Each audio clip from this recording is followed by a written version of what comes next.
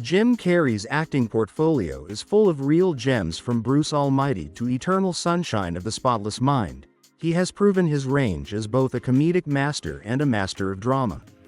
However, of Jim Carrey's many films, many remain forgotten, even though they could have earned as much praise and influence as the big-name hits.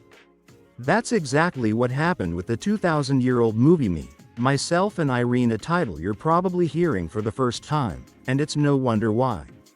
The movie flopped at the box office on a budget of $51 million. It only brought in $149 million. It's the story of a good cop with a split personality who turns into a completely different person when he runs out of his medication.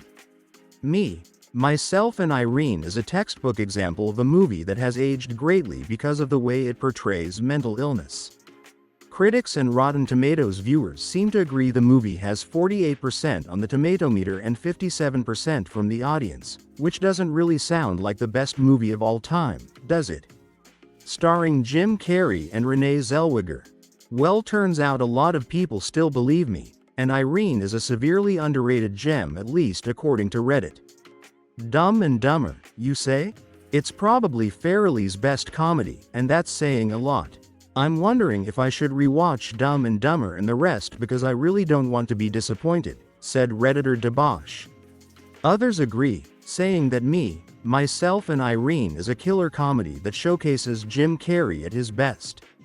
The way he changes his face in this movie is a whole story in itself. Furthermore, for many fans, I, Myself and Irene is not just a comedy making fun of people with mental illness, but rather a movie about growing up emotionally and learning to stand up for yourself.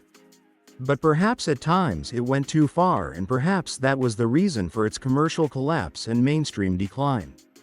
Over the years, I've become convinced that one of the main reasons it didn't have a more appreciative audience was because Hank Evans losing his thumb ruined the ending and left a horrible aftertaste in most people's minds, said the Zoromian's Fox Redditor.